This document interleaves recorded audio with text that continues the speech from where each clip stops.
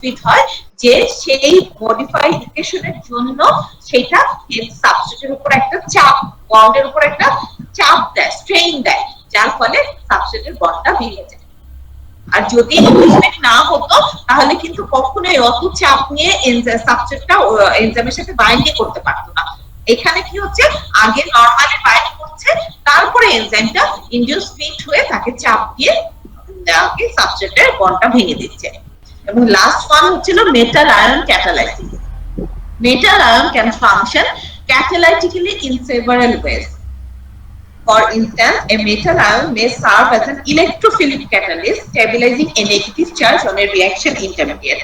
এই কথাটা চিন্তা করো, তোমরা এর আগে কোফ্যাক্টর কত রকম হয় ওটা পড়তে গিয়ে 3 রকম কোফ্যাক্টরের কথা পড়েছো, তাই না? কোফ্যাক্টর 3 রকম ছিল, কোএনজাইম ছিল, প্রস্থেটিক গ্রুপ ছিল এবং মেটাল আয়ন ছিল। তাহলে মেটাল আয়নটা কিভাবে হেল্প করে দেখো, মেটাল আয়নের কি পজিটিভ চার্জ না? মেটাল সবসময় zinc, copper, iron, sodium, potassium সবাই কি পজিটিভ চার্জ না?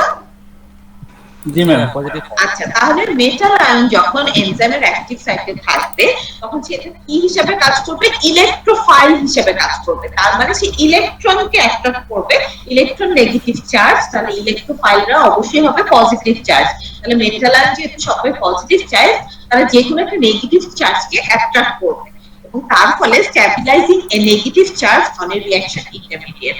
তার ফলে সে নেগেটিভ চার্জ রিঅ্যাকশন ইন্টারমিডিয়েটে যদি কোনো নেগেটিভ চার্জ থাকে তাকে সে স্ট্যাবিলাইজ করবে।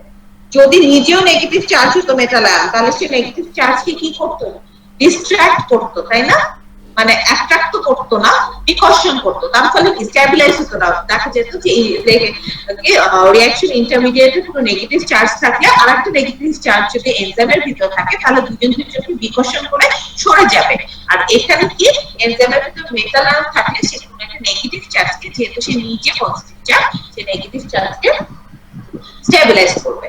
এই 5 রকমের প্রিন্সিপাল বা স্ট্র্যাটেজি বা কৌশল দিয়ে এনজাইম রিঅ্যাকশনের গতিকে বাড়ায়। তার মধ্যে আমরা কোভ্যালেন্ট ক্যাটালাইসিসটা একটু ডিটেইলসে পড়ব। প্রথম যেটা, ঠিক আছে, প্রথম যেটা সেটা একটু ডিটেইলসে পড়ব, অ্যাসিড বেসটাও একটু পড়ব, বাকিগুলো অত আর পড়ব না, ঠিক আছে? ওটা পরীক্ষার জন্য এই মুহূর্তে আসলে পড়ব না। দেখো, ক্যাটালাইসিস বাই, তাহলে কোভ্যালেন্ট ক্যাটালাইসিস, ঠিক আছে? এই কৌশলগুলোর মধ্যে 5টা কৌশলের মধ্যে প্রথমটা ছিল কোভ্যালেন্ট ক্যাটালাইসিস। এই কোভ্যালেন্ট ক্যাটালাইসিসটা আমরা একটু ডিটেইলসে go through করব। দেখো, some enzyme may enhance the rate of a reaction by forming a covalent intermediate with the substrate. এখানে কি হয়, অনেক এনজাইম প্রথমে সাবস্ট্রেটের সাথে কোভ্যালেন্ট ইন্টারঅ্যাকশন করে একটা ইএস কমপ্লেক্স বা ইন্টারমিডিয়েট তৈরি করে। তোমরা জানো একবার যদি ইএস কমপ্লেক্স তৈরি হয়ে যায় তাহলে কি হবে, ট্রানজিশন স্টেটে ঢোকাটা অনেক ইজিয়ার হবে। এনজাইম সাবস্ট্রেটের সাথে বাইন্ড করলে ট্রানজিশন স্টেট অনেক লোয়ার হয়ে যাবে, অ্যাক্টিভেশন এনার্জি অনেক লোয়ার হয়ে যাবে এবং সব সাবস্ট্রেটই প্রোডাক্ট হতে সহজে প্রোডাক্ট হতে পারবে, তাই তো? তাহলে দেখো, এনজাইম সাবস্ট্রেটের সাথে কোভ্যালেন্ট ক্যাটালাইসিস করে যদি একটা ইন্টারমিডিয়েট তৈরি করে which has a high probability of entering into the transition, এনজাইমের সাথে বাইন্ড করার ফলে হাই প্রবাবিলিটি থাকবে যে they can enter into a transition state. Many enzymes form covalent enzyme substrate intermediate. Example, when the enzyme chymotrypsin, আমরা এখানে আবার chymotrypsin-এর কথাই বলবো। chymotrypsin খুব এক্সিলেন্ট একটা এক্সাম্পল অফ কোভ্যালেন্ট ক্যাটালাইসিস, সেই কারণেই আসলে এটার কথা বলা হচ্ছে। When the enzyme chymotrypsin react with the equimolar amount of substrate para-nitrophenyl acetate, the hydrolysis of para-nitrophenyl acetate takes place in 2 steps. দেখো, থাইমোট্রিপসিন পেপটাইড বন্ডকে ভাঙে, এখানে থাইমোট্রিপসিন আর সাবস্ট্রেটের নাম কি, প্যারা-নাইট্রোফিনাইল অ্যাসিটেট। এই রিঅ্যাকশনটা 2 ভাগে হয়, 2টা স্টেপে হয়। দেখো, থাইমোট্রিপসিনের সাথে প্রথমে প্যারা-নাইট্রোফিনাইল অ্যাসিটেট বাইন্ড করে অ্যাসিটাইল থাইমোট্রিপসিন করে ফেলে। থাইমোট্রিপসিনের সাথে দেখতে পাচ্ছ সাবস্ট্রেটের একটা ইন্টারমিডিয়েট তৈরি হচ্ছে, আর প্যারা-নাইট্রোফিনাল এটা একটা প্রোডাক্ট, প্রথম প্রোডাক্টটা রিলিজ হয়ে যাচ্ছে, এটা ফাস্ট হয়, এই স্টেপটা অনেক দ্রুত হয়। তো ওই অ্যাসিটাইল থাইমোট্রিপসিন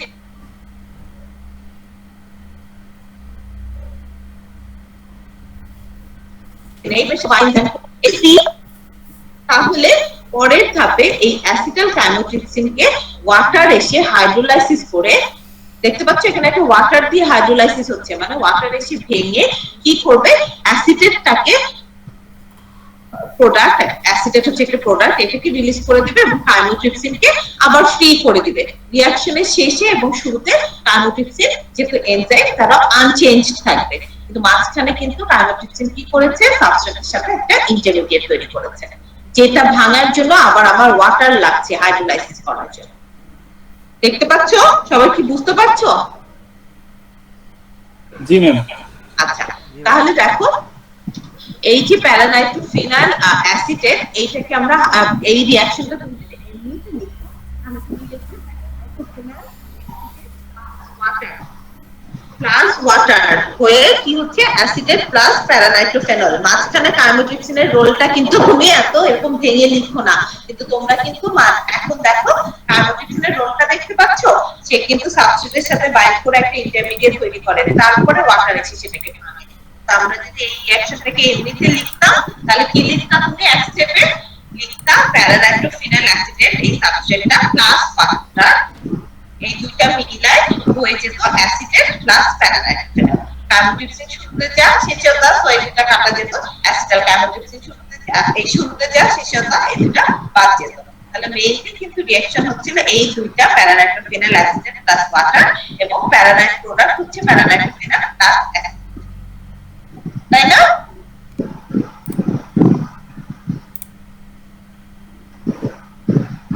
একটু চিন্তা করো। হ্যাঁ ম্যাম, আমাদের এক্সাম আসলে কি দুটো রিঅ্যাকশন এভাবে লিখতে হবে?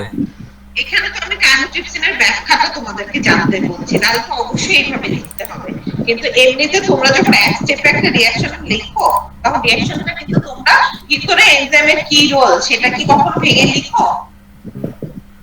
না ম্যাম। কখন আমরা এনজাইমের রোল আলাদা করে ভেঙে লিখি না, লিখতে হয় না, কারণ এনজাইম তো রিঅ্যাকশনের শুরুতে এবং শেষে অপরিবর্তিত থাকে। কিন্তু দেখো যেহেতু এটা কোভ্যালেন্ট ক্যাটালাইসিস আমরা পড়াচ্ছি, তার মানে এখানে তোমাদের আরো মানে ডিটেইলসে ভিতরে রোলটা ব্যাখ্যা করে বলা হচ্ছে, তাই তো? তাহলে এখানে দেখো এখানে কিন্তু তোমাদের কাইমোট্রিপসিনটা কিন্তু সাবস্ট্রেটের সাথে একটা ইন্টারমিডিয়েট তৈরি করে রিঅ্যাকশনের শেষে, যেটাকে আর পাওয়া যায় না, সেই কারণে আমরা ওইটা কিন্তু কখনো বুঝি না। বুঝতে পারছো? তাহলে কাইমোট্রিপসিন কি করে কোভ্যালেন্ট একটা ইন্টারমিডিয়েট তৈরি করে সাবস্ট্রেটের সাথে, এখানে অ্যাসিটাল কাইমোট্রিপসিনটা হচ্ছিল সেই covalent ইন্টারমিডিয়েটটা। Mainly, 4 amino acids are found in active site which participate in covalent catalysis. যেসব এনজাইম কোভ্যালেন্ট ক্যাটালাইসিস করে তাদের অ্যাক্টিভ সাইটে সাধারণত 4টা অ্যামাইনো অ্যাসিড থাকলেই তারা কোভ্যালেন্ট ক্যাটালাইসিস করে। যেমন enzyme functioning by covalent intermediate আর classified according to the type of amino acid with which the substrate react. Enzyme যারা কোভ্যালেন্ট ক্যাটালাইসিস করে তাদেরকে আমরা 4 ভাগে ভাগ করি, কোন অ্যামাইনো অ্যাসিডটা এনজাইমের অ্যাক্টিভ সাইটে আছে সেটার উপর ডিপেন্ড করে। কারণ এই 4টা অ্যামাইনো অ্যাসিড থাকলে এনজাইমগুলো অ্যাক্টিভ সাইটে, এই 4টা অ্যামাইনো অ্যাসিড থাকলে এনজাইমটা দেখা যায় যে কোভ্যালেন্ট ক্যাটালাইসিস হচ্ছে। তার 4টা অ্যামাইনো অ্যাসিড কি কি? সেরিন ক্লাস, তার মানে হচ্ছে যেসব এনজাইমের অ্যাক্টিভ সাইটে সেরিন থাকে এবং কোভ্যালেন্ট ক্যাটালাইসিস করে সেইসব এনজাইমকে আমরা বলি serine class. Cysteine class, histidine class, lysine class. এই যে আমরা কাইমোট্রিপসিনের কথা বললাম সেটা কিন্তু একটা সেরিন ক্লাস প্রথমটা। In such covalent catalysis, the nucleophilic group of the enzyme active site which contains electron-rich atoms are capable of donating electron can efficiently attack the electrophilic group of the substrate. তাহলে এর ভিতরে থাকে হচ্ছে nucleophile এনজাইমের ভিতরে, তার মানে negative charge, এবং সাবস্ট্রেটে থাকে হচ্ছে পজিটিভ চার্জ, তার মানে ইলেকট্রোফিলিক সাবস্ট্রেট। তখন কি করে এনজাইমের নেগেটিভ চার্জটা সাবস্ট্রেটকে অ্যাটাক করে এবং generated a large rate enhancement of the reaction rate are possible. ঠিক আছে? এরপরে দেখো 2 নাম্বারটা, বাকিগুলি আমি ব্যাখ্যাটা ডিটেইলস আর তোমাদেরকে বলবো না, আমি যেটুকু বলেছি এইখানেই দেখো ছোট করে তোমাদের প্রত্যেকটা জিনিস আমি বুঝিয়ে বলেছি, আর ডিটেইলস এখানে দেওয়া আছে, আমি তোমাদের বলবো না। কোভ্যালেন্ট ক্যাটালাইসিস আর জেনারেল অ্যাসিড বেস ক্যাটালাইসিস এই দুটি আমি একটু ডিটেইলসে তোমাদেরকে বলছি। জেনারেল অ্যাসিড বেস ক্যাটালাইসিস আমি তোমাকে একবার বলে দিয়েছি, এখানে ছোট্টই করে লেখা, এখানে আর অত ডিটেইলস লেখাও নাই।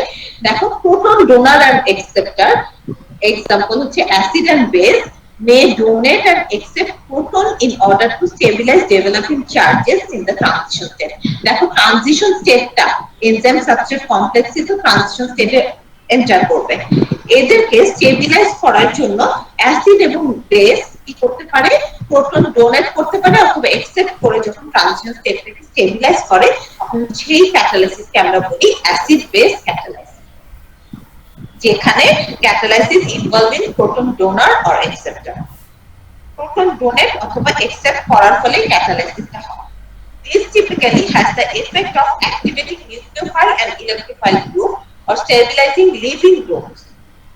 Histidine is often the residue involved in this acid-base reaction, since it has a pKa close to neutral pH and can therefore both accept and donate both. দেখো হিস্টিডিন এনজাইমের অ্যাক্টিভ সাইটে হিস্টিডিন থাকলে সেটা কিন্তু generally acid base ক্যাটালাইসিস বা proton donor অথবা acceptor হিসেবে কাজ করে, কারণ হিস্টিডিনের পিএইচটা পিকেএটা নিউট্রাল পিএইচ এর কাছাকাছি, তার মানে 7, ফলে সে সহ দুইটাই করতে পারে, সে প্রোটন ডোনেটও করতে পারে আবার অ্যাকসেপ্টও করতে পারে। এর আগে एग्जांपल আমি বলেছি কার্বোট্রিপসিনও অ্যাসিড বেস ক্যাটালাইসিস শো করে, সেখানে হিস্টিডিনটা বেস হিসেবে কাজ করে, তার মানে সে প্রোটন অ্যাকসেপ্ট করবে। বুঝতে পারছো? দরকারে এনজাইমের ক্যাটালাইসিসের দরকারে সে প্রোটন অ্যাকসেপ্টও করতে পারে ডোনেটও করতে পারে।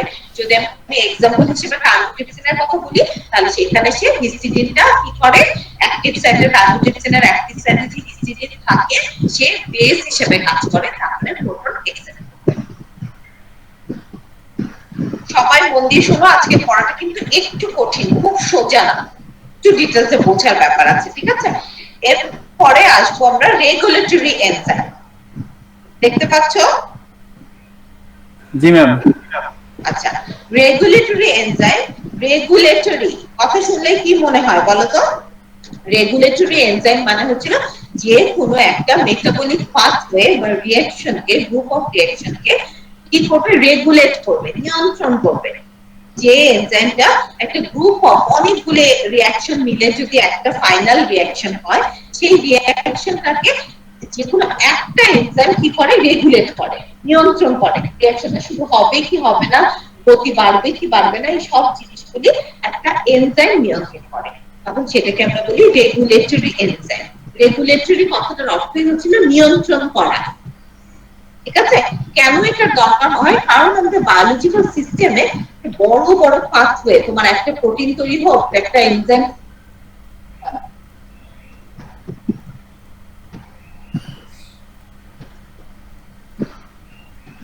তোমার প্রোটিন তৈরি হোক অথবা নিউক্লিওটাইড তৈরি হোক অথবা তোমার এনার্জি লাগুক, এনার্জি তৈরি হোক, যে কোনো রিঅ্যাকশনের কথা বলা, সেটা এক ধাপে কখনো হয় না। তোমরা বেসিক বায়োলজিতে ক্রেবস সাইকেল, টিসিএস সাইকেল পড়েছো না? জি ম্যাম, পড়ছিলাম। কতগুলি ধাপ ছিল? 10টা ধাপ ছিল মনে হয়, তাই না? নাকি 11টা, আমি ভুলে গেছি। আচ্ছা যাই হোক, তাহলে এই জিনিসটা আমরা বলতে পারো যে বায়োলজিক্যাল সিস্টেমে সবকটা রিঅ্যাকশনে এইরকম অনেকগুলি ধাপ মিলা হয়, 9টা 10টা 8টা, যে কটি হোক না কেন, এক ধাপে কোনো রিঅ্যাকশন তৈরি হয় না। তাহলে এত বড় যে ধাপ তৈরি, ধাপগুলি অনেকগুলি রিঅ্যাকশন, তাই না? ধরো এ থেকে বি হলো, বি থেকে এ থেকে বি হলো, তাহলে এটা সাবস্ট্রেট, বিটা প্রোডাক্ট। পরের ধাপে সে বি থেকে সি হলো, তাহলে পরের ধাপে ফার্স্ট ধাপের যে প্রোডাক্ট সেটা পরের ধাপে সাবস্ট্রেট হয়ে গেল, তাই না? জি ম্যাম। পরের ধাপে বিটা হয়ে গেল সাবস্ট্রেট, বি থেকে হলো সি, তাহলে সিটা কি প্রোডাক্ট না সাবস্ট্রেট? সি হলে প্রোডাক্ট। আচ্ছা, তাহলে এই সিটা এখন কি হয়ে গেল?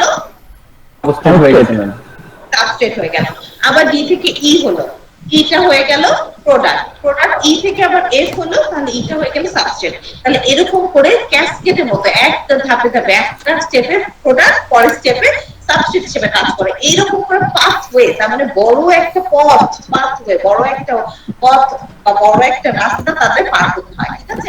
এই in a metabolic pathway group of enzyme, তাহলে প্রত্যেকটা স্টেপে আলাদা আলাদা এনজাইম, এ থেকে বি হওয়ার জন্য ধরতেছে এনজাইম 1, বি থেকে সি হওয়ার জন্য এনজাইম 2, সি থেকে ডি হওয়ার জন্য এনজাইম 3, ডি থেকে ই হওয়ার জন্য এনজাইম 4, ই থেকে এফ হওয়ার জন্য এনজাইম 5। ধরে দিচ্ছি এফ টাই প্রোডাক্ট, ফাইনাল যেটা তুমি চাচ্ছ সেটা আমি ধরে নিলাম। এটা ছোট একটা রিঅ্যাকশন, মাত্র পাঁচটা ধাপ, তাহলে 5 ধাপে 5টা এনজাইম লাগছে, তাই না? তাহলে এই সিকোয়েন্সিয়াল এই যে পুরো ধাপে ধাপে একটা প্রোডাক্ট পরেরটার সাবস্ট্রেট, এইভাবে যে ধাপে ধাপে সিকোয়েন্স অনুযায়ী, ক্রম অনুযায়ী যে তোমার রিঅ্যাকশনটা হচ্ছে, তাহলে গ্রুপ অফ এনজাইম কিন্তু এই পুরো পাথওয়ের মধ্যে ওয়ার্ক টুগেদার, তাই না? এক নাম্বার এনজাইম প্রথমে কাজ করবে, বি তৈরি হবে, বি থেকে আবার যখন সি হবে তখন এনজাইম 2 এসে কাজ করবে। তাহলে একদম খুব সুন্দরভাবে নিজেদের মধ্যে কোঅর্ডিনেট করে তোমাদের এনজাইমগুলি কাজ করছে। এরকম মাল্টি এনজাইম সিস্টেম যেখানে হচ্ছিল অনেকগুলি এনজাইম কাজ করে, সেই সব মাল্টি এনজাইম সিস্টেমে দেখা যায় অ্যাটলিস্ট একটা এনজাইম থাকে যেটা হচ্ছিল রিঅ্যাকশনের রেটটাকে সেট করে,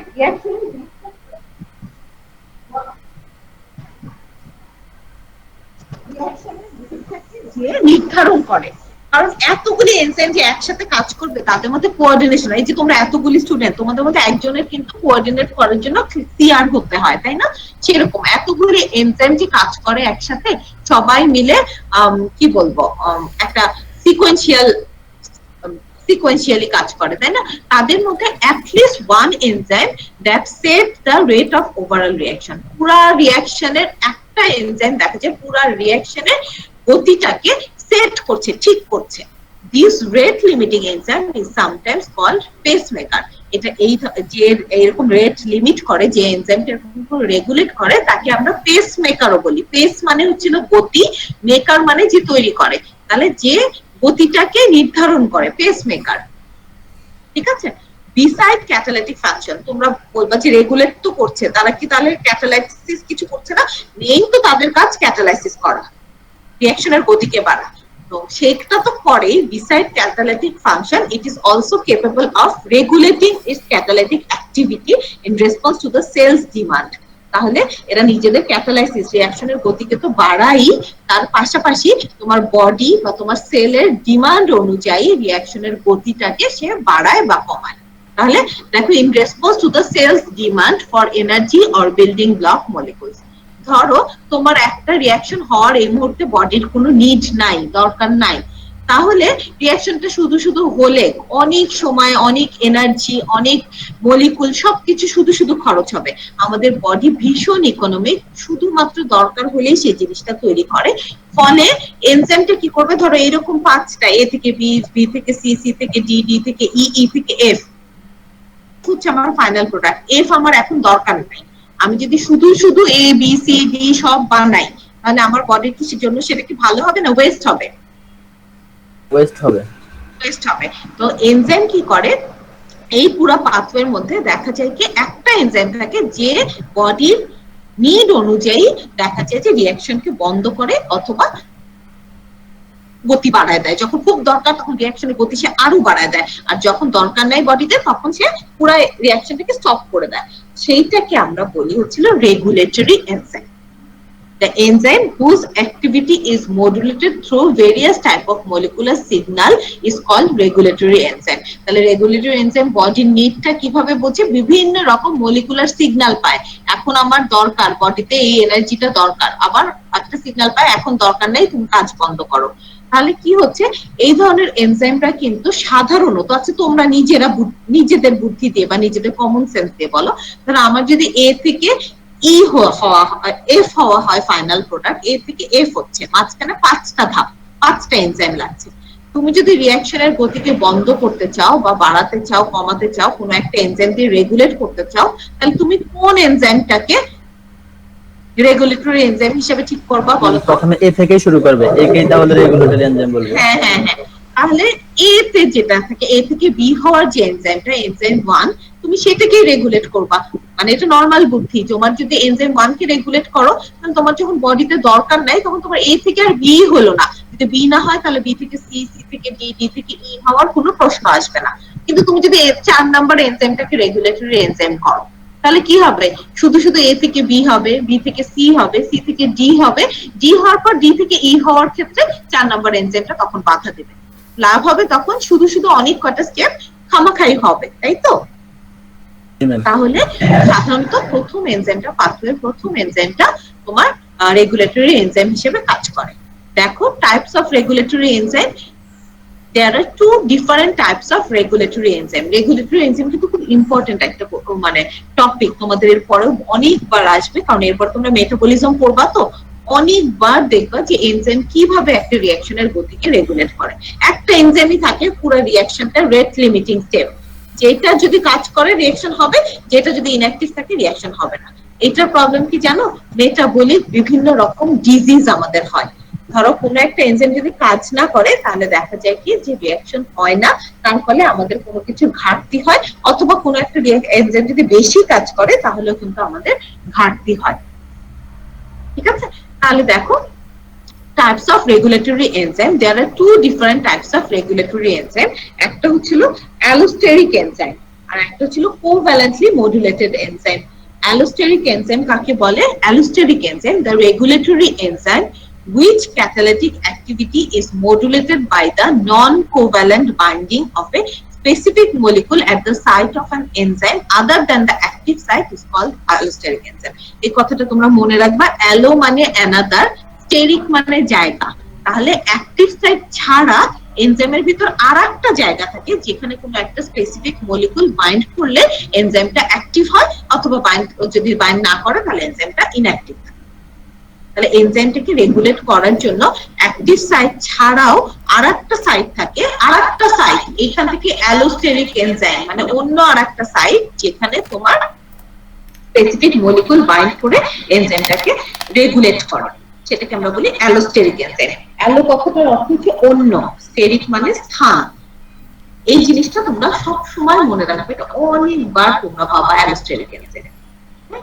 এরপরে দেখো কোভ্যালেন্টলি মডুলেটেড এনজাইম। কোভ্যালেন্টলি মডুলেটেড এনজাইম কি? Covalently modulated enzyme, the regulatory enzyme that is interconverted between active and inactive form by the action of the other enzyme is called covalently modulated enzyme. এটা দেখো, এটা আরো মানে আরো ফাইন টিউনড। কেমন? এই ক্ষেত্রে কোভ্যালেন্টলি মডুলেটেড যেসব এনজাইম আছে তাকে অ্যাক্টিভ অথবা ইনঅ্যাক্টিভ করার জন্য আরেকটা এনজাইম দরকার হয়।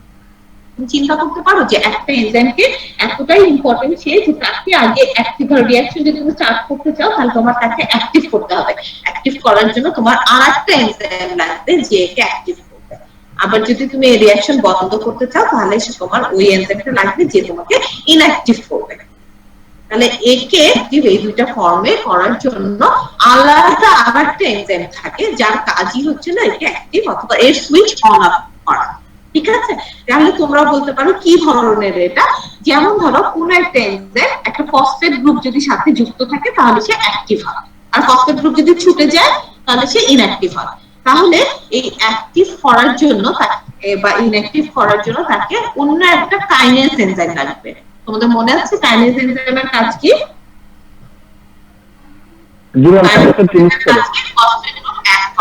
আবার যখন তাকে ইনঅ্যাক্টিভ করা হয় তখন সেই ফসফেট গ্রুপটাকে তার কাছ থেকে রিমুভ করতে হবে, তখন একটা ফসফেটেজ এনজাইম লাগবে যে ফসফেট গ্রুপটাকে রিমুভ করবে। তাহলে এই ধরনের এনজাইমকে আমরা বলি কোভ্যালেন্টলি মডুলেটেড এনজাইম, যাকে অ্যাক্টিভ অথবা ইনঅ্যাক্টিভ করার জন্য আলাদা আরো এনজাইম মানে লাগে যে যার কাজই থাকে এই এনজাইমটাকে অ্যাক্টিভ অথবা ইনঅ্যাক্টিভ করা। আচ্ছা, এখন আমরা কাইমোট্রিপসিন, যেটা বারবার তোমাদের কোভ্যালেন্ট এইচের মধ্যে কি বলে কি বলবো যে স্ট্র্যাটেজি গুলির মধ্যে দুইবার তোমাদের এসেছে। কোভ্যালেন্ট ক্যাটালাইসিস এর एग्जांपल ছিল কাইমোট্রিপসিন, জেনারেল অ্যাসিড বেস ক্যাটালাইসিস এর एग्जांपल ছিল কাইমোট্রিপসিন। তাহলে কাইমোট্রিপসিন কিভাবে কাজ করে সেটা আমরা একটু এখন করব। দেখো কাইমোট্রিপসিন কিভাবে কাজ করে। এটা কিন্তু কাইমোট্রিপসিনের খুব বড় একটা কাজ কিভাবে করে প্রতিটা স্টেপের দেখো স্টেপ ওয়াইজ দেওয়া আছে। এইটা তোমাদেরকে অনলাইনে পড়ানো আসলে খুব কঠিন, এটা হয়তো পরীক্ষায় আমি দিব না, তাহলে প্রতিটা পরীক্ষায় এনজাইমের পরীক্ষায় এই কোশ্চেনটা দেওয়াই হয়, মানে এটা একদম বলাই যে এটা আসবে, ঠিক আছে। কিন্তু এইবার তোমাদেরকে আমি ভিতর থেকে কোশ্চেন করবো, নিশ্চয়ই ছোট কোশ্চেন করবো, কিন্তু এই জিনিসটা আর দিব না, তোমরা ভয় পেও না দেখে, কারণ এটা আমি অনলাইনে যেহেতু ভাবে করে মানে গ্রুপগুলি করে বুঝাতে পারছি না, তো মানে এখন দিতে পারছি, মানে এটা তোমাদের পরীক্ষায় থাকবে না, ঠিক আছে। জি ম্যাম, থ্যাংক ইউ। এটা দেখতে অনেক কঠিন মনে হচ্ছিল। না, এটা খুবই ইন্টারেস্টিং, এত মজার। এবং আরেকটা ব্যাপার হচ্ছে যে তোমাদের মানে এনজাইম করে ফেলতেছো, কিন্তু এইটাই তোমরা জানতেছো না, এটা আমার মনে খুবই মানে কষ্ট লাগতেছে যে এইভাবে করে। এটা আসলে কি বলবো, যে সিচুয়েশনটাই তো আসলে নরমাল না এবার, তাই না?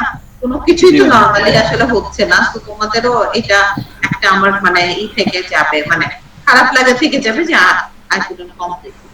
আচ্ছা, তাহলে দেখো কি বলছি বলছিলাম, ও আচ্ছা, তাহলে আমি কাইমোট্রিপসিনের এমনি থিওরি পার্টটুকু তোমাদের বুঝিয়ে বলে দিই। এইটুকু, এটাও খুব মজা, তোমাদের অসুবিধা হবে না। দেখো, সেটা হচ্ছিল কাইমোট্রিপসিন। হ্যাঁ,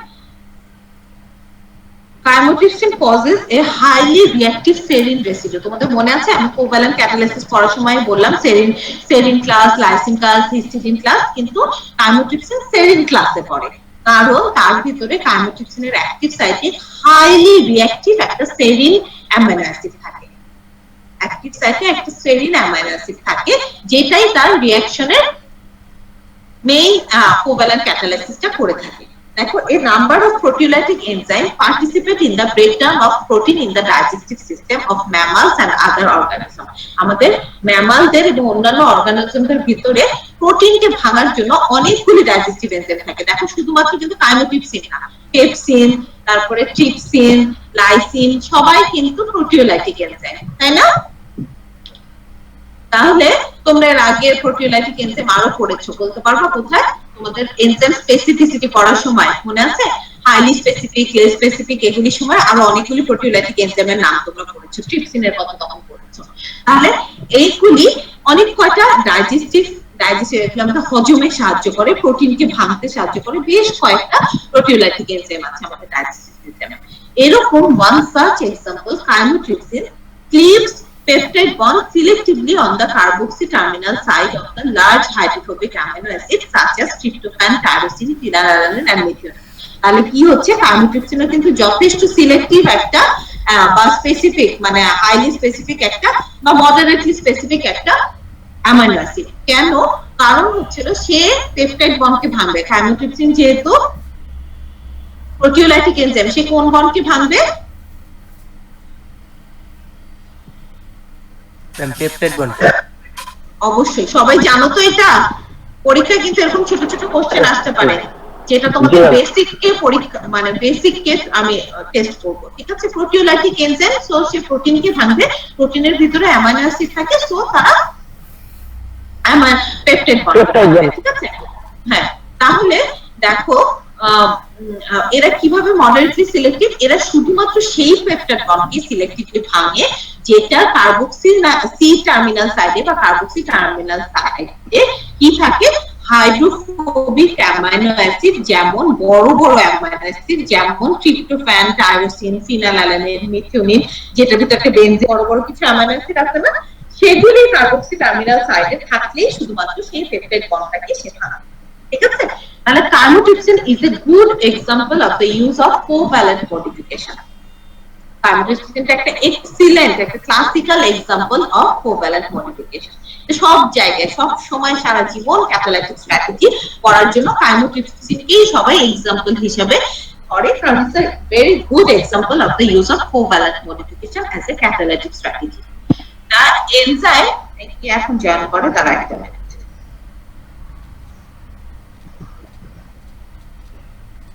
শিবলি, এত দেরি কেন তোমার? ক্লাস হলে তো আমি করতাম না, ঢুকতে দিতাম না 9টার সময় আসলে, তাই না? 8টার ক্লাসে 9টায় ঢুকলে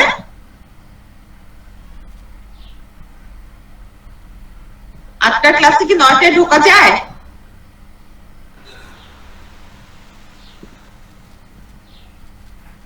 ম্যাম কোনো সমস্যা ছিল মনে হয়।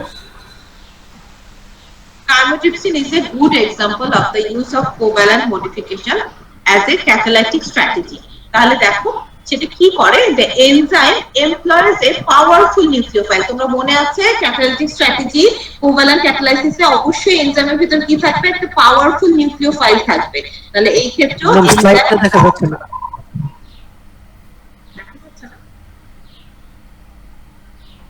দেখা যাচ্ছে প্রেজেন্ট করছি, দেখতে পাচ্ছ না কেউ? এখানে তো দেখাচ্ছি প্রেজেন্ট করছি। দেখতে পাচ্ছি ম্যাম, দেখতে পাচ্ছি। তাহলে ম্যাম আমিও তো দেখতে পাচ্ছি না। আপনার ছবিটা দেখা যাচ্ছে ম্যাম। ম্যাম দেখা যাচ্ছে না। আচ্ছা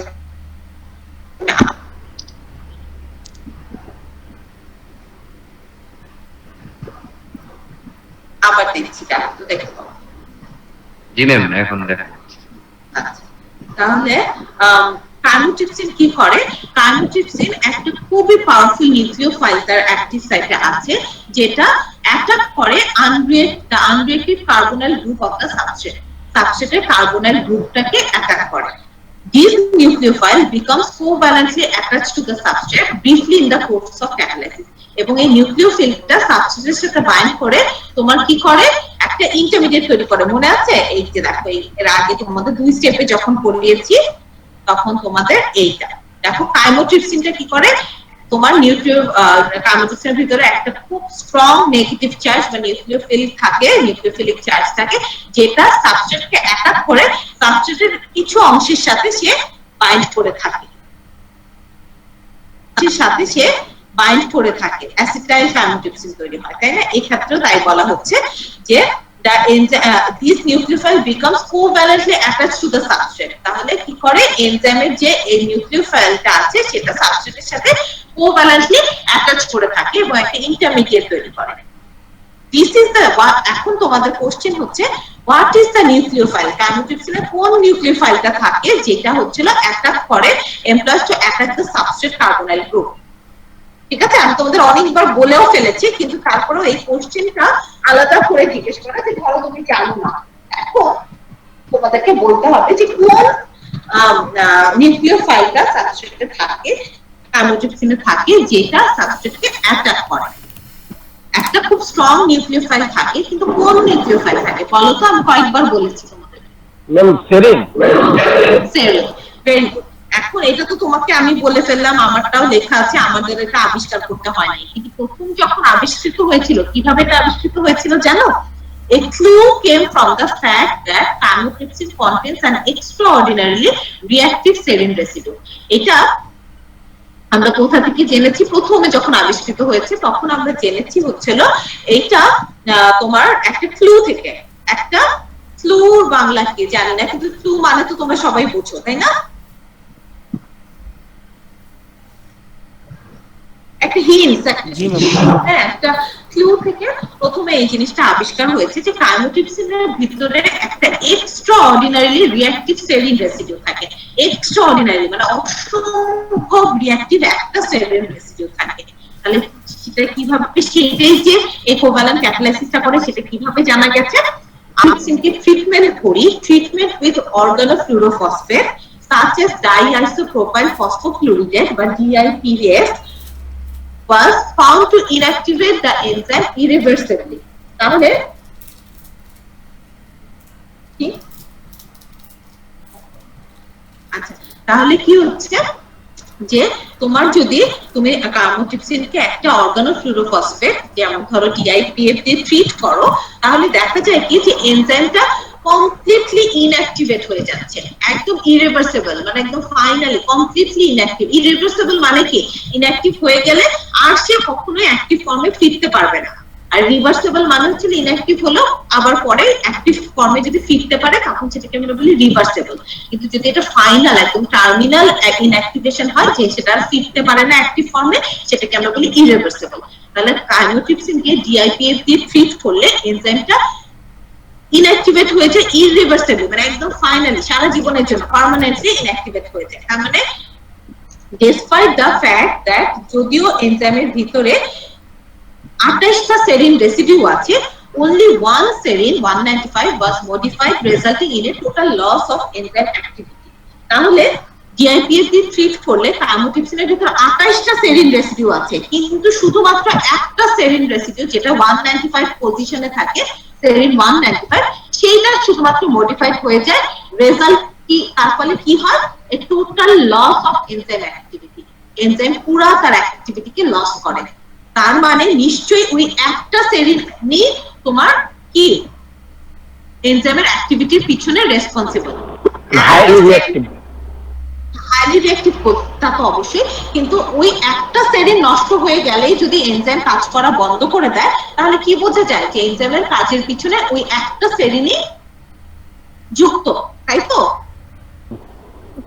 28টার মধ্যে একটা নষ্ট হয়ে গেলে এনজাইমটা একদম কমপ্লিট লস অফ অ্যাক্টিভিটি করে।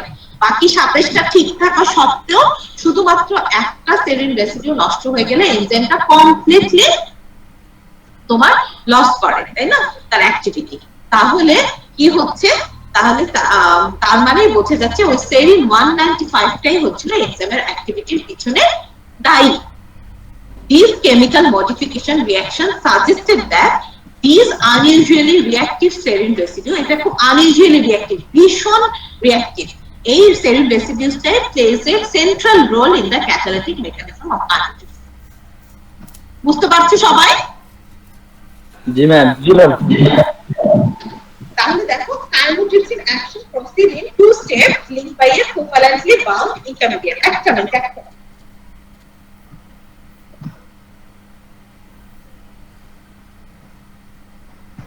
এখানে কনস্ট্রাকশনের কাজ হচ্ছে, এত শব্দ হচ্ছে, তোমরা কি শুনতে পাচ্ছ আমার কথা?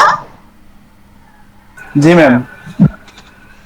দেখো তাহলে chymotrypsin action proceed in two step, তাই না? তোমরা তো দেখলা যে chymotrypsinের অ্যাকশন কয়টা ধাপে হয়? দুইটা ধাপ। উপরে তোমরা দেখেছো, একটা হচ্ছিল খুব ফাস্ট ধাপ, এই যে এইটা, এটা হচ্ছিল ফাস্ট হয়, অনেক দ্রুত হয়, পরের ধাপটা একটু স্লো হয়, ঠিক আছে? তাহলে এই দুইটা chymotrypsinের অ্যাকশনটা দুই ধাপে হয়, ঠিক আছে?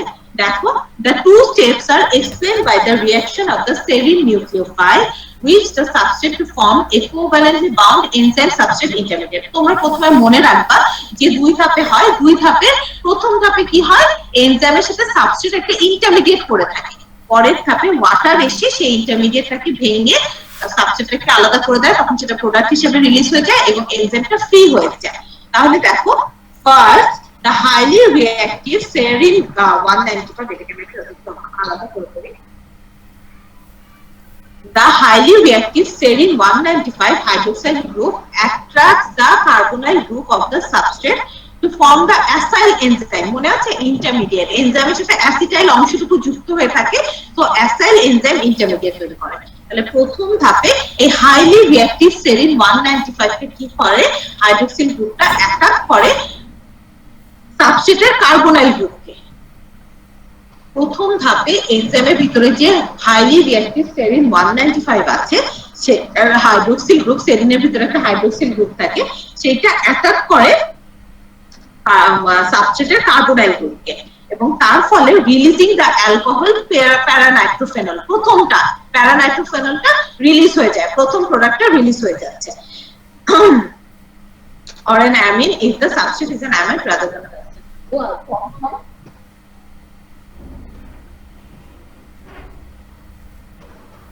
acid.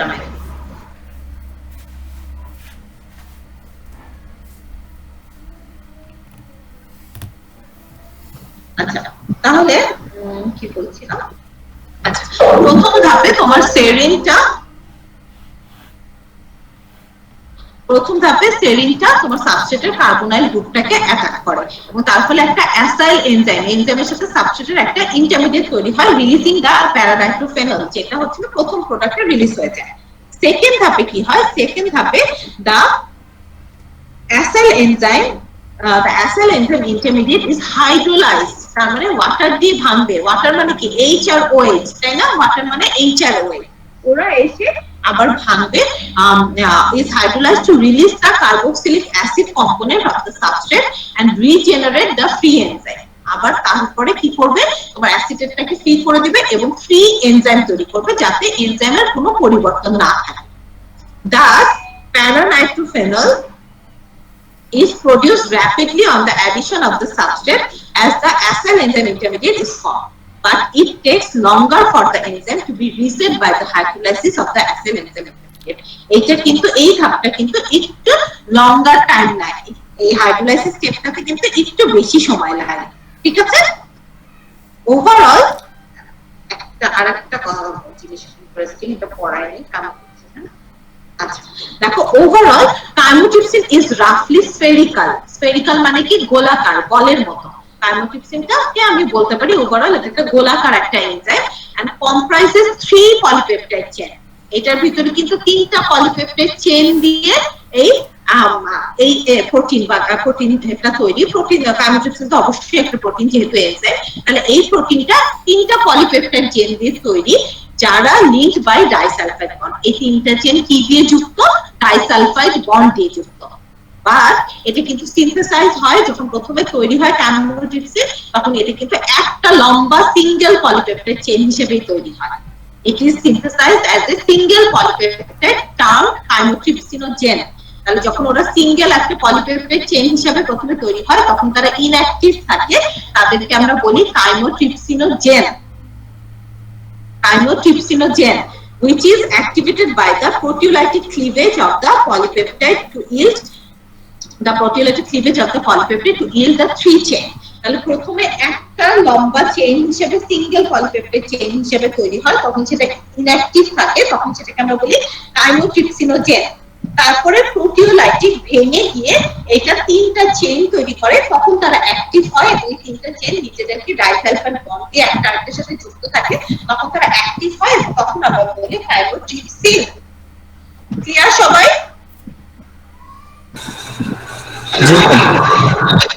আচ্ছা, আমরা সিঙ্গেল একটা লম্বা পলিপেপটাইড চেইনকে 3 ভাগে ভাগ করতে হয়, 3টা চেইন বানাতে হয়, তাহলে কয়বার কাটতে হবে, কয় জায়গায় কাটতে হবে? এটা লম্বা চেইনকে 3 ভাগ করতে চাও, তাহলে কয় জায়গায় কাটতে হবে? 2 জায়গায়। 2 জায়গায়। 2 জায়গায়, তাই তো? হ্যাঁ, ভেরি গুড। তাহলে 2 জায়গায় কেটে 2 জায়গায় প্রোটিওলাইটিক ক্লিভেজ হয়, তারপরে লম্বা একটা পলিপেপটাইড চেইন 3 ভাগে ভাগ হয়, তাদের মধ্যে ডাইসালফাইড বন্ড লিঙ্কেজ হয়ে কাইমোট্রিপসিন তৈরি হয়। ক্লিয়ার সবাই? জি ma'am. The active site of chymotrypsin marked by active siteটার মধ্যে কি থাকে সবচেয়ে ইজি, মানে সবচেয়ে জরুরি, marked by serine 195 lies in a cleft on the surface of the enzyme. দেখো ফিগারের ভিতরে cleft কি active site একটা গর্ত মতো না?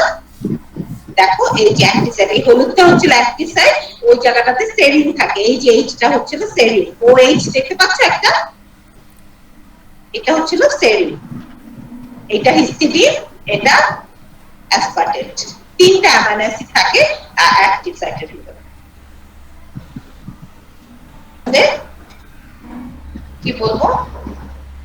lies on the cleft on the surface of the enzyme. The structural analysis reveals the chemical basis of the special reactivity of serine 195. আচ্ছা, step 1টা পড়ো। Step 1টা দরকার, কারণ অ্যাক্টিভ সাইটে কি কি আছে এটা জানার জন্য। এরপরে স্টেপগুলো আমি তোমাদের পড়াবো না। The side chain of serine 195 is hydrogen bonded to the imidazyl ring of the histidine 57. The NH group of the imidazyl ring is in turn hydrogen bonded to the carboxylic group of aspartate 106. তাহলে কাইমোট্রিপসিনের active সাইটে কি আছে? Serene 195 আছে, সেটা hydrogen bonded থাকে হচ্ছিল histidine 57 এর সাথে, সেটা আবার ইন্টার্ন হাইড্রোজেন বন্ডেড থাকে হচ্ছিল পাশের অ্যাসপার্টেট 102 এর সাথে। ঠিক আছে? দেখো তোমরা ছবিটা দেখো, আমি ছবিটাকে অনেক বড় করে দেখাই। 1 নাম্বার স্টেপ হচ্ছিল এইটা, তাহলে এইটা হচ্ছিল ফ্রি একটা এনজাইম, তারপরে সাবস্ট্রেট আসলো 1 নাম্বার স্টেপ। তোমরা দেখো এইটা হচ্ছিল OH যে ডান দিকে, এটি হচ্ছিল সেরিন 195, শুধু অ্যাক্টিভ গ্রুপটাকে দেখানো হয়েছে, বাকিটাকে এরকম দাগ দিয়ে দেখানো হয়েছে না। পরে সেই হাইড্রোজেন বা সেরিন 195 এর যে হাইড্রোক্সিল গ্রুপটা আছে সেটা হাইড্রোজেন বন্ডেড থাকে। দেখো N আর H এর মধ্যে ডট ডট ডট দেখতে পাচ্ছো? জি ম্যাম। ওইটা হচ্ছে হাইড্রোজেন বন্ডেড থাকে অ্যাক্টিভ সাইটের পাশে যে অ্যামাইনো অ্যাসিড হিস্টিডিন 57 এর সাথে। এবং সেই হিস্টিডিন 57 ও আবার হাইড্রোজেন বন্ডেড থাকে অ্যাসপার্টেট বালসিনেটের সাথে। সবাই একসাথে এভাবে হাইড্রোজেন বন্ড করে অ্যাক্টিভ সাইটের ভিতরে থাকে। এবং তারপরে কি আসে? তারপরে আসে হচ্ছে না এই যে সাবস্ট্রেটটা, পেপটাইড বন্ড ছিল আমাদের সাবস্ট্রেট। পেপটাইড বন্ড দেখো সি ডাবল বন্ড ও আর এনএইচ, সি আর এন এর মধ্যে যে বন্ড এটাই হচ্ছে পেপটাইড বন্ড। এটা আসার পরে কি করবে? এটা আসার পরে এই যে ওএইচ, সেরিনের যে ওএইচ, সেরিনটাই তো অ্যাক্টিভ তাই না, হাইলি রিঅ্যাক্টিভ, সে সাবস্ট্রেটকে অ্যাটাক করবে। তার ফলে এই ওটা এইচটাকে সে হিস্টিডিনের কাছে দিয়ে দিবে, ফলে পাশের জনের কাছে হিস্টিডিনের কাছে দিয়ে দিলে হিস্টিডিন কি করলো? প্রোটন একটা একসেপ্ট করলো, তাহলে সে এখানে বেস হিসাবে কাজ করবে। মনে আছে আমি তোমাদের অ্যাসিড বেসে বলেছি হিস্টিডিন বেস এবং অ্যাসিড দুইটা হিসেবে কাজ করতে পারে। ওই সেরিনের এইচটা নিজে নিয়ে নিবে, দেখো এইচটা সেরিনেরটা নিয়ে নিয়েছে, ফলে ওর একটা হাত খালি হয়েছে আর কার্বন ডাইঅক্সাইডের একটা হাত খালি হয়েছিল, কারণ কার্বন ডাইঅক্সাইডের সাথে অক্সিজেনের ডাবল বন্ড ছিল। এই একটা এর সাথে কার্বন আর অক্সিজেনের বন্ডিং হয়ে যাবে, কিন্তু ওর কিন্তু একটা হাত এখনো খালি আছে। সেটাই সে কি করবে? পরবর্তীতে ওটা কার্বন ডাইঅক্সাইডের সাথে আবার ডাবল বন্ড করে ফেলবে, যেহেতু তার একটা হাত খালি ছিল, এবং এই R2NH এই অংশটুকু প্রথমে রিলিজ হয়ে যাবে। তাহলে এখনো এনজাইমের সাথে সাবস্ট্রেটের কিছু একটা অংশ এখনো যুক্ত হয়ে আছে, সেজন্য এটাকে আমরা বলবো অ্যাসাইল এনজাইম বা এনজাইম সাবস্ট্রেট ইন্টারমিডিয়েট হিসেবে থাকে। এই অ্যাসাইল এনজাইম থাকার পরে কি আসবে? ওয়াটার আসার কথা না, মনে আছে? পরের ধাপে ওয়াটার আসবে। ওয়াটার মানে এইচ আর ওএইচ, দেখো ওয়াটারটাকে দেখানো হয়েছে এইচ আর ওএইচ। সেই ওএইচটা আবার এটাকে অ্যাটাক করবে এবং এইচটা আবার কাইমোটিপসিনের যে ওর সাথে যে এইচটা চলে গেছিল সাবস্ট্রেটের সাথে, সেই এইচটা আবার কাইমোটিপসিন ফেরত পেয়ে যাবে। তাহলে দেখো এইটার ফলে ফাইনালি কি হচ্ছে? সাবস্ট্রেট রিলিজ হয়ে যাচ্ছে প্রোডাক্ট হিসেবে, এবং এইচটা ওয়াটারের যে এইচটা সেটা আবার কাইমোটিপসিন ফেরত পেল আবার আগের মতো। তাহলে আবার সে ফ্রি এনজাইম হয়ে গেল। এটাই হচ্ছিল তোমার মেকানিজমটা।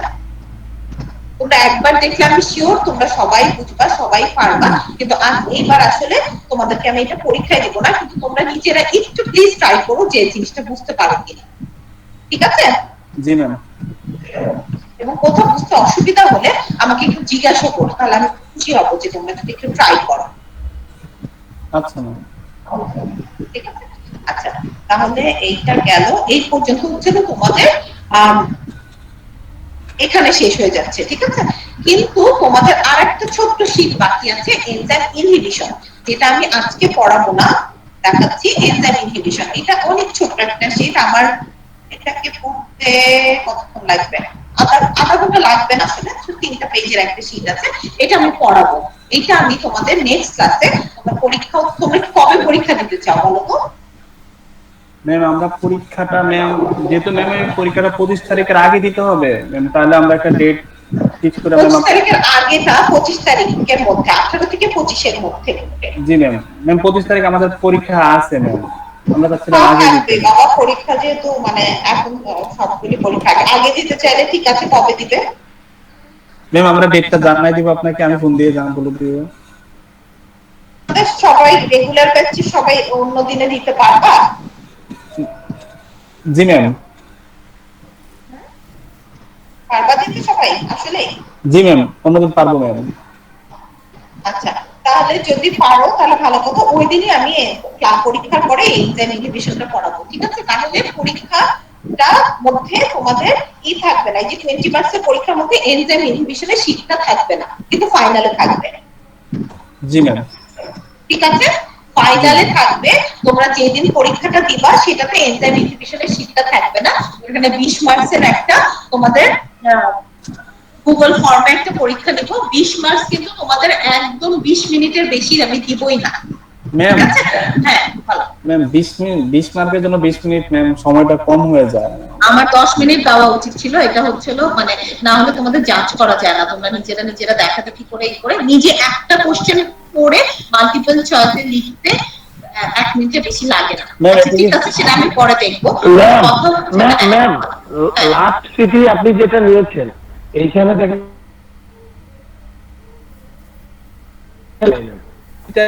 হ্যাঁ লাস্ট চিঠির মধ্যে 10 ম্যাম টাইমটা ম্যাম একদম হয়ে যায় ম্যাম, যে শর্ট কুইজ টাইপের যে সবাই এত দেখাদেখি করো, টাইম আমার কনস্ট্রেন্ট করতেই হবে, এটাই ইউনিভার্সিটির নিয়ম বলে দিয়েছে। আচ্ছা দেখা যাবেন। আমি এটা করার পরে তারপরে তোমরা আমাকে হাফ অ্যান আওয়ার টাইম দিবা, আমি তোমাদের এনজাইম ইনহিবিশনটা শেষ করব, ঠিক আছে? আচ্ছা এমসিকিউ হবে ম্যাম, গুগল ফর্মে এমসিকিউ হবে। Okay ma'am. সবগুলো সিটি পরীক্ষা, সবগুলো সিটি পরীক্ষা। এটা একটা ফাইনাল পরীক্ষা, তো এটা তোমার